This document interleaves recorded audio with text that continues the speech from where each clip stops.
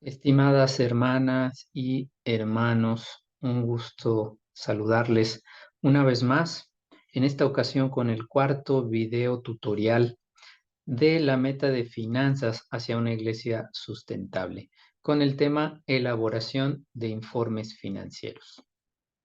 El objetivo de este video tutorial es presentarles una manera de elaborar el informe financiero de una iglesia local que contenga un resumen de los ingresos y gastos realizados en el periodo, ya sea mensual o trimestral, como se haya definido, que se reporte y también el saldo final que se obtiene en este periodo. Solo 3 puntos en esta ocasión, una introducción, como comúnmente lo hacemos, para volvernos a posicionar en el tema. Después hablaremos de cómo elaborar el informe financiero, las recomendaciones que el equipo asesor de finanzas está emitiendo y una conclusión. Comenzamos con la introducción. Tengamos siempre presente que hemos estado trabajando sobre un modelo de crecimiento sustentable. Queremos que nuestra iglesia crezca y que también económicamente pueda tener pues los suficientes recursos para sostener y mantener ese crecimiento. Ese crecimiento en cuanto a membresía, en cuanto a más almas salvadas, pues se va a deber principalmente a los esfuerzos de evangelización, a los esfuerzos de educación y a los esfuerzos que hagamos en nuestras iglesias de una mejor administración y manejo de las finanzas. Y como fundamento siempre estará la parte espiritual, la comunión con Dios, el crecimiento y el avivamiento espiritual. En nuestro caso y en este video, pues estamos hablando desde uno de los pilares, que es el de la administración y las finanzas, en particular las finanzas. Y tenemos una visión de lo que es una iglesia local sustentable. ¿Cómo vemos esta iglesia? ¿Cómo queremos que nuestras iglesias locales, que nuestras congregaciones sean? Y es muy importante que mantengamos esta visión presente. Todo lo que hagamos, todos los esfuerzos en este manejo más transparente de los recursos, en la rendición de cuentas, todo tiene el objetivo de alcanzar esta visión. Que seamos una iglesia local en crecimiento, que florece y que da frutos, donde el pastor puede atender de tiempo completo la obra, porque todas sus necesidades y la de su familia son suplidas por los diezmos que todos los miembros de la localidad dan. Y no solo dan, sino que dan con alegría.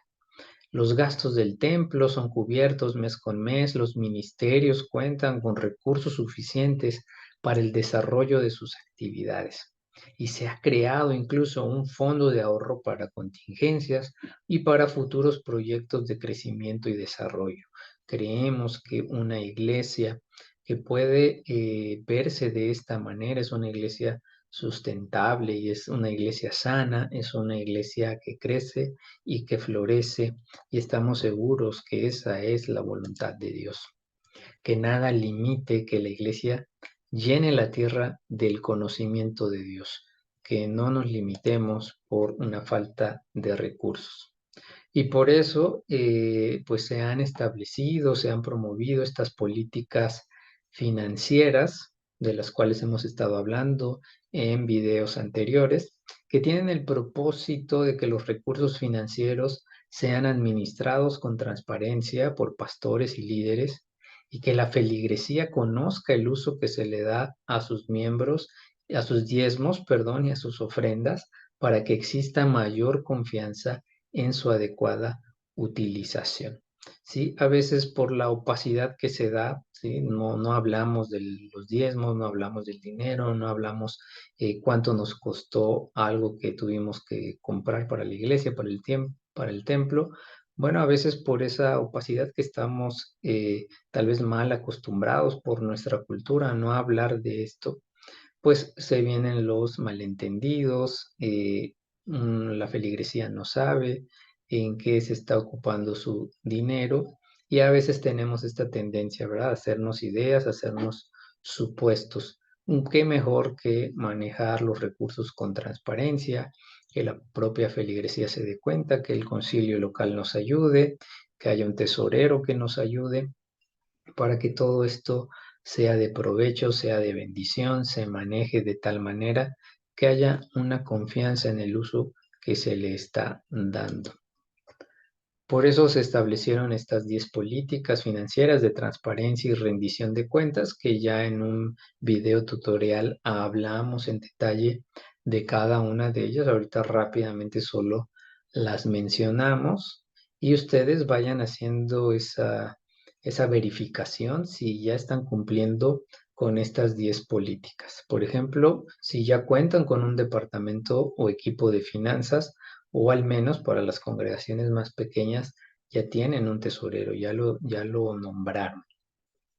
Número 2, que el tesorero reciba los diezmos, las ofrendas y todo ingreso, todo dinero debe pasar de preferencia por el tesorero, de tal manera que los pastores y líderes no necesiten manejar el dinero y todo su enfoque, toda su atención esté en el crecimiento espiritual de la feligresía. 3, deberá elaborarse un documento, recibo, nota, o como se le pueda llamar, como evidencia de cada ingreso de dinero. Estamos cumpliendo con esto. Todo dinero que recibe la iglesia, que se recibe a través del tesorero, se hace un recibo, una nota, se tiene la evidencia documental de ese dinero. 4, el tesorero es el que va a resguardar el dinero recibido a través de los medios que más convengan. Y repito, ahondamos más en cada uno de estos puntos en uno de los videos anteriores. 5, los gastos que sean mayores van a ser previamente autorizados por el concilio local o el órgano equivalente cuando estemos hablando tal vez de una oficina nacional o regional. Política 6, deberá solicitarse evidencia de todo gasto realizado, es decir, también cuando desembolsamos el dinero para comprar algo, para gastar en algo, pues necesitamos esa nota, esa factura, ese recibo de que dimos, de que entregamos ese dinero. Necesitamos esa evidencia. 7, el tesorero va a registrar, o el equipo que tenga el tesorero, en el caso donde haya departamentos o equipos de finanzas, se van a encargar de registrar todos los ingresos y gastos en su libro de contabilidad, ¿sí? Eso es lo que tenemos que hacer. Con todas esas evidencias de facturas, de notas, tanto de ingresos como de gastos, esto se va a llevar a un libro de contabilidad, como lo vamos a ver más adelante, y como también ya el hermano Juan Daniel de la Vega de Cuba nos presentó en un video anterior cómo lo hacen en aquel país. 8, generar y presentar un informe financiero que contenga un resumen de esos ingresos y gastos. Esta política número 8 es de la que vamos a hablar el día de hoy, de cómo elaborar ese informe financiero. 9, proporcionar la información financiera que cualquier miembro de la iglesia solicite. Todo miembro de la iglesia, de nuestra congregación, tiene el derecho de pedirnos información de cuánto ingresó este mes, en qué se gastó, ¿sí? Aún, hermanos, escuchen esto, aún si ese miembro no diezma, aún si ese miembro no ofrenda, ¿sí? Si él pregunta, adelante, esa información debe ser accesible, ya lo veremos también en futuros videos, cómo hacer esta parte, porque lo que queremos es esa confianza de la feligresía, y precisamente aquellos que hoy en día no diezman o no ofrendan porque no saben qué se va a hacer, porque tuvieron una mala experiencia en el pasado con el manejo del recurso, y ahora tienen ese temor, ¿no? de darlo, de entregarlo, ¿no? O quieren que se utilice de una determinada manera. Bueno, pues démosles la oportunidad, démosles la información para que vean y tengan confianza y empiecen nuevamente a ofrendar y a diezmar, que eso es pues parte de lo que queremos. Así es que siéntanse con ese deseo, con ese interés de informar incluso a los miembros que no participan del diezmo o de ofrendas.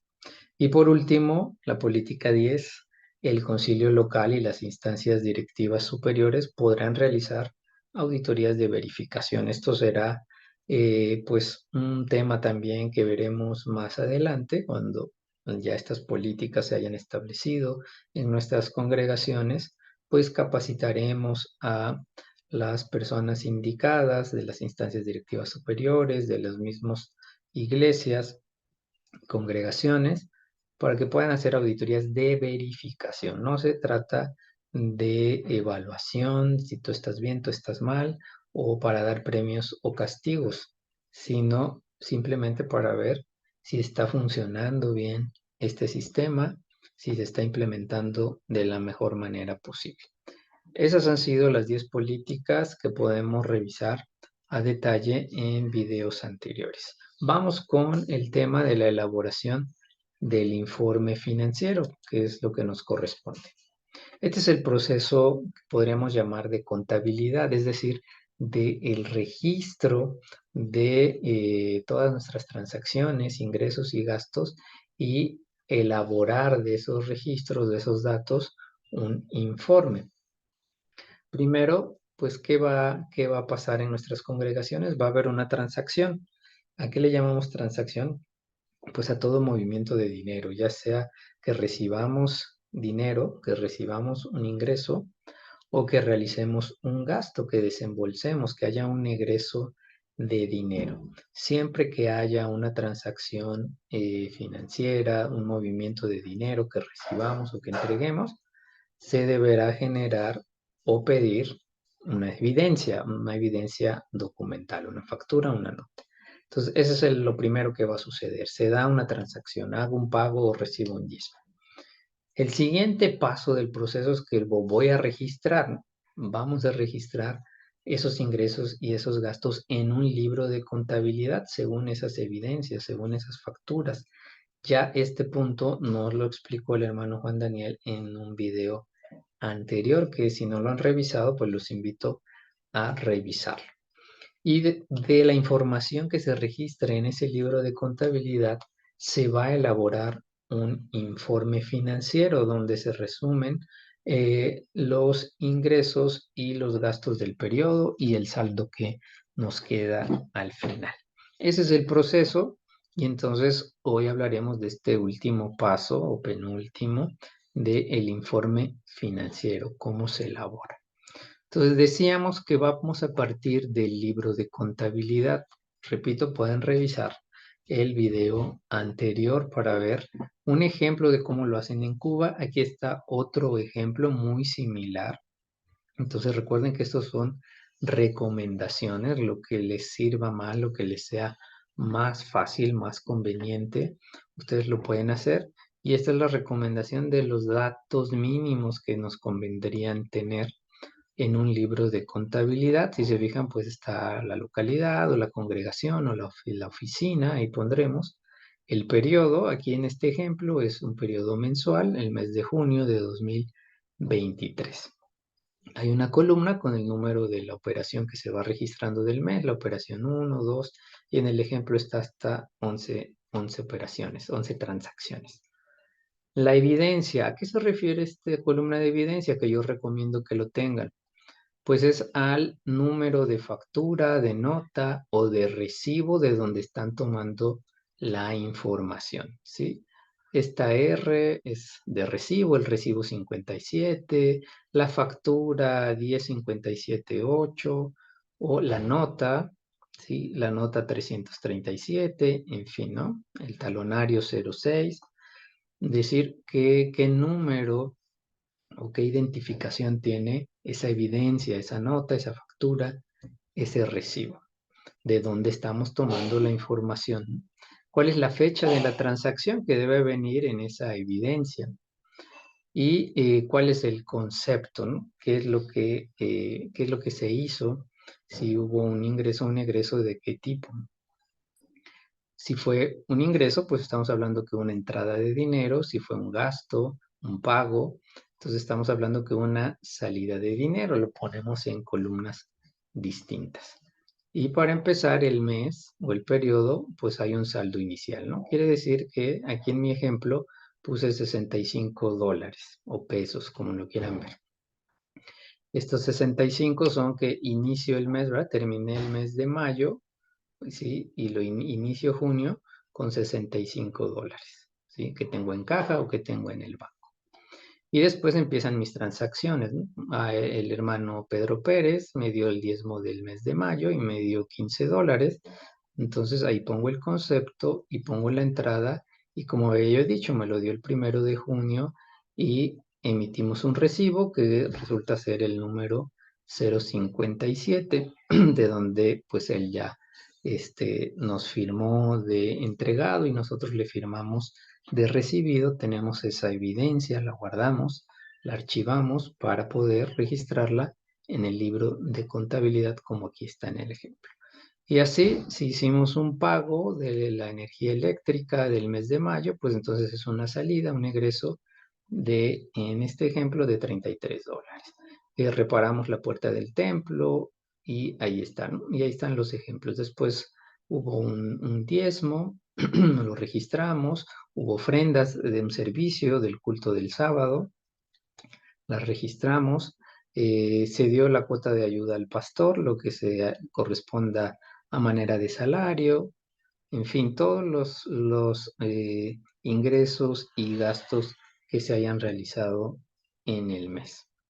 Al final, bueno, tengo $317 de entrada y $294.40 de salida, lo que me va a dar, si mis entradas y mi saldo inicial los sumo y después le resto toda la salida de dinero, me va a quedar un saldo final de $87.60. Eso se refiere el libro de contabilidad que viene de todas mis notas, mis recibos, mis talonarios. Y de ahí viene esta información que debo conservar también. Entonces, el libro de contabilidad va a ser mi materia prima, va a ser mi insumo de datos para poder hacer mi informe financiero. Ahora bien, el informe financiero que proponemos tiene estos 6 elementos. Puede ser que no, en un mes no tengamos todos estos 6 elementos, no se hayan hecho transacciones para estos 6 puntos, ¿no? Entonces, para ese mes solo tendremos los correspondientes. Y estos elementos también son los que hoy en día se están pidiendo en el sistema de información del Ejecutivo Internacional a través del formulario de Google que se les va pidiendo información y que nos sirve para medir el índice de sustentabilidad de cada congregación. Entonces, esa es la razón por la cual tenemos estos 6 elementos. El primero son los ingresos, que a manera de ejemplo podemos decir que son los diezmos, las ofrendas, los ingresos tal vez por campañas que hagamos, algún otro, una venta, una rifa. Esos son ingresos. Otro elemento es la cuota de aportación. Es el porcentaje de ingresos que se transfiere a la oficina, ¿no? Si tuvimos $100 de ingresos en el mes y reportamos una cuota del 10% a la oficina de zona nacional o internacional, bueno, daremos una cuota de $10, ¿no? Nuestras congregaciones dan un determinado porcentaje a la oficina. Después tenemos los gastos de operación. ¿Qué son los gastos de operación? Los servicios básicos como el agua, la luz, el gas, los gastos del templo, de limpieza, de mantenimiento, los gastos de evangelización y educación, porque es nuestra razón de ser como iglesia. Entonces, esos son pues los gastos pues de los más importantes que deberíamos tener. Los gastos de administración, papelería, todo lo que implica precisamente llevar esta contabilidad, folders que compramos, carpetas o la computadora, en fin, mobiliario y equipo que tenga que ver pues con nuestra operación de nuestra iglesia. Otro elemento es el sustento del pastor. Todos estos 5 elementos después de ingresos, pues son gastos, son egresos. El sustento del pastor, que es la cantidad de dinero otorgada al pastor para su sustento, el de su familia. Y esto obviamente va a ser de acuerdo a lo establecido por el concilio local y recomendamos pues que siempre se mire el salario mínimo del país y realmente pues que se defina con el concilio cuántos salarios mínimos debería estar percibiendo el pastor también en función de los ingresos, del tamaño de la iglesia, del tamaño de la congregación, de los que diezman y que haya pues y obviamente las necesidades básicas del pastor y su familia y se determine un apoyo financiero.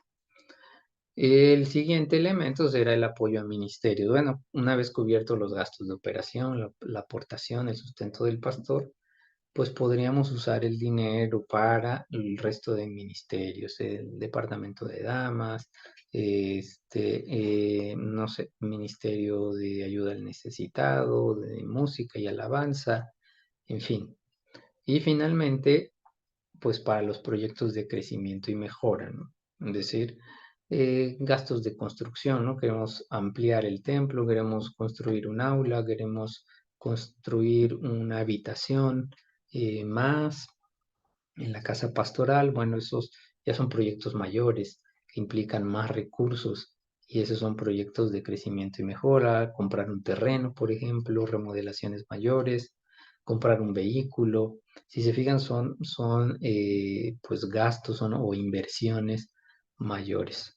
Gastos de instalación de equipo, por ejemplo, un aire acondicionado, ahora que hay mucho más calor que antes en algunas zonas, pues podremos necesitar un aire acondicionado y eso es un gasto mayor y es un proyecto de mejora.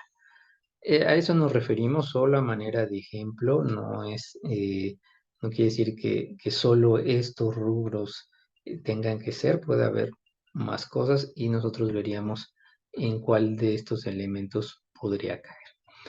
Ahora, ¿cómo se ven estos elementos ya en un informe financiero? Este es nuevamente es un ejemplo y una recomendación. También que vamos junto con este video, pues a difundir esta plantilla, que es una plantilla de Excel, pero ustedes la pueden tener también en papel, la pueden imprimir de tal manera que pues ustedes puedan hacerla en la manera en que más les convenga o que mejor puedan llevarla a cabo. Si tienen a las personas, si conocen el Excel, si pueden usarlo, si tienen computadora, adelante. Si no lo tienen, si su congregación no tiene estos recursos, bueno, pueden hacerlo en papel. La intención es poder llevar un buen manejo de las finanzas y poder hacer este informe.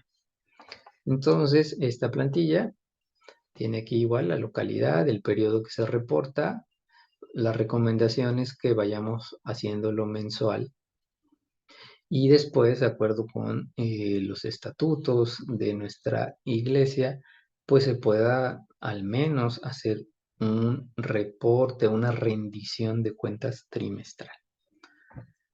Tenemos el saldo del pastor, bueno, el pastor responsable de la localidad.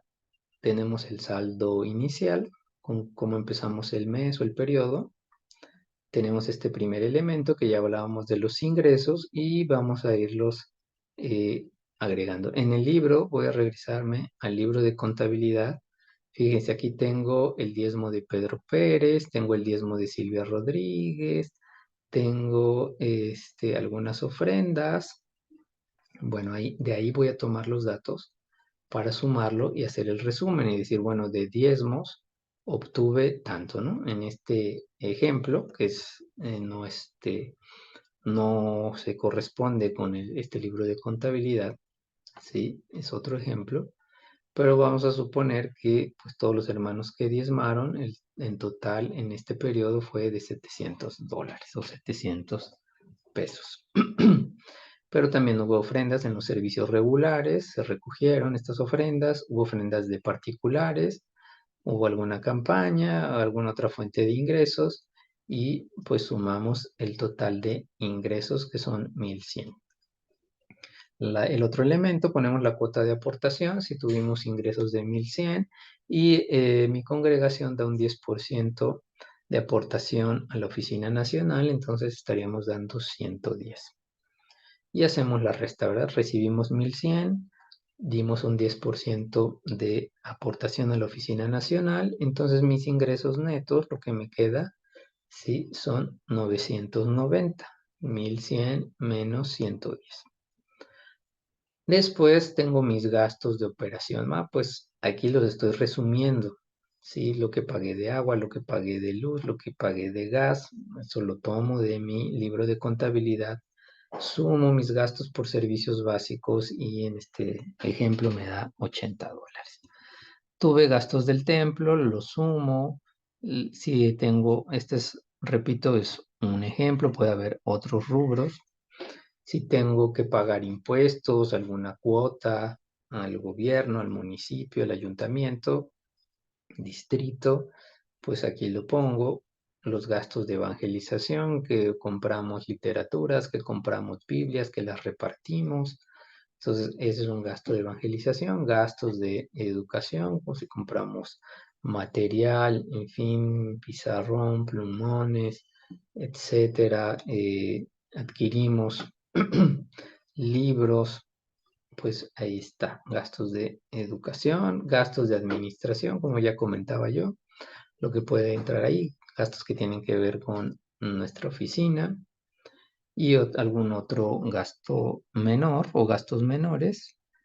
Y ese, pues sumamos todos nuestros gastos del periodo de operación, que en este ejemplo suman 530.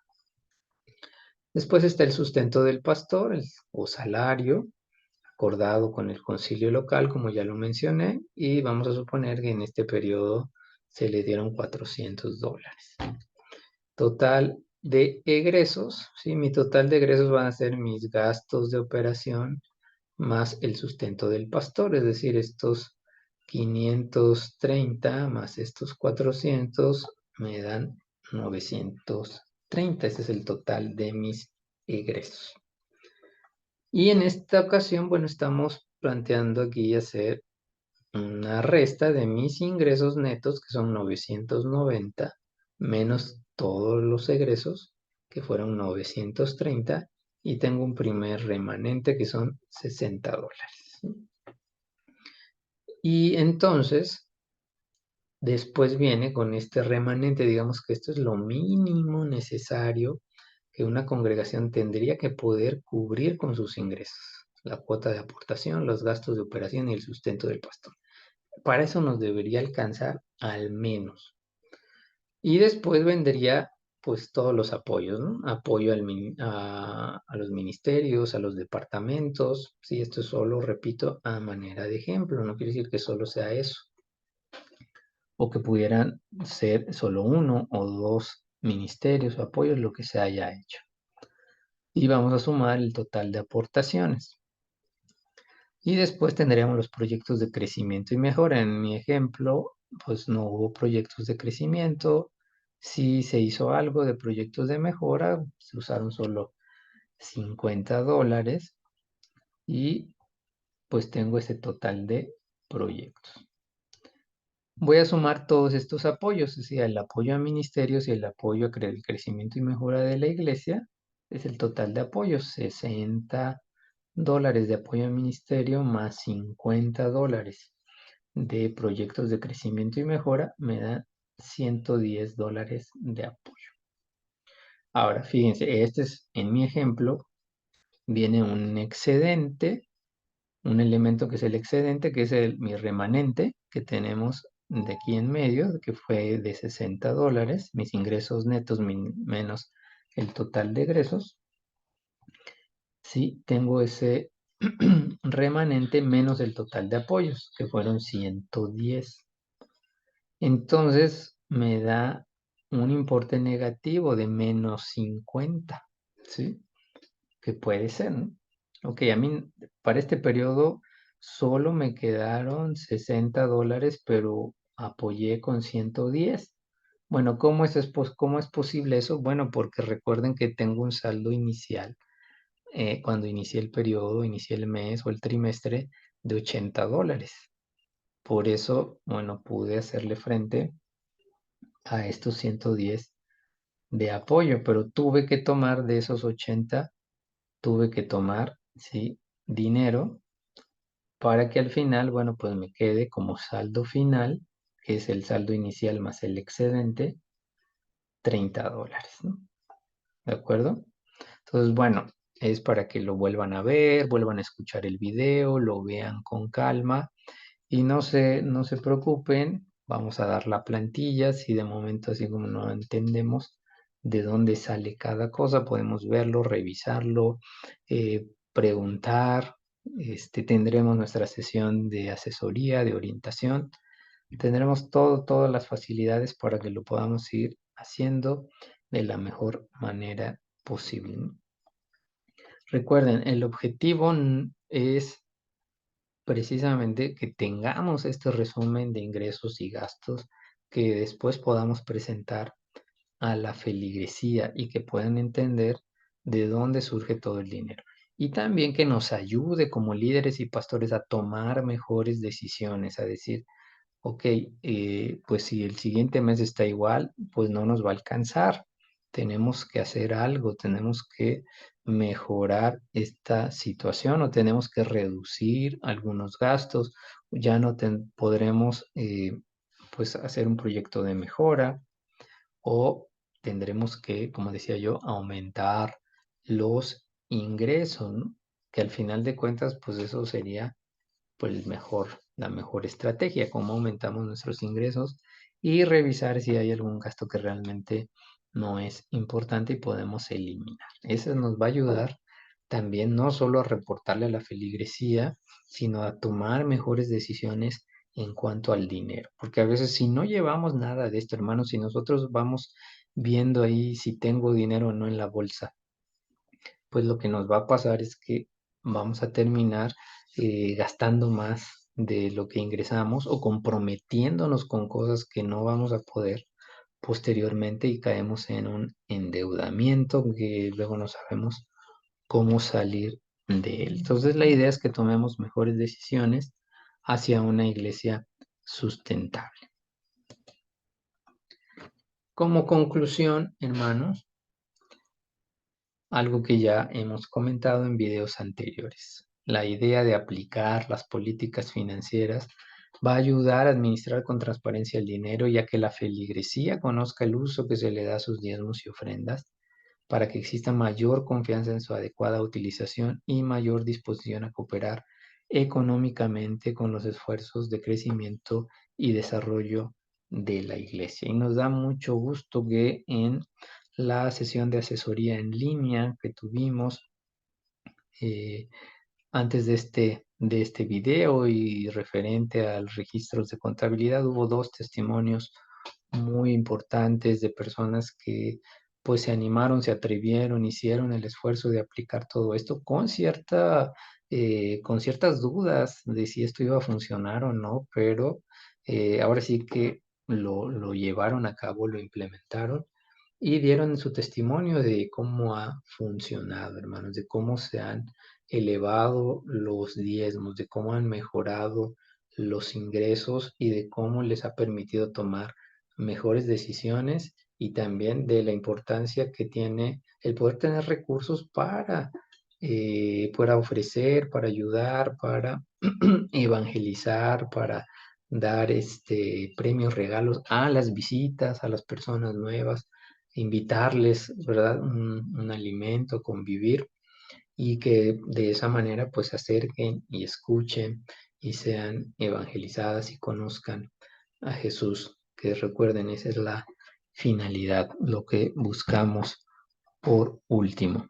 Entonces espero, hermanos, que sea de beneficio este video y recuerden, tendremos sesiones de asesoría en línea para todas las dudas que puedan tener y pues estas son las recomendaciones y esperamos que poco a poco ustedes vayan implementándola y con mucho gusto nosotros los vamos apoyando, asesorando y cualquier duda y también cualquier recomendación, porque hay iglesias que van muy avanzadas en esto También se aceptan sus recomendaciones, decir esto me funcionó a mí, esto podrían hacerlo, esto que están comentando me parece que no nos va a servir, y también se aceptan esas sugerencias de mejora y de corrección porque somos una misma iglesia y nos interesa lo mismo, que crezca la iglesia y que el nombre de Dios sea glorificado.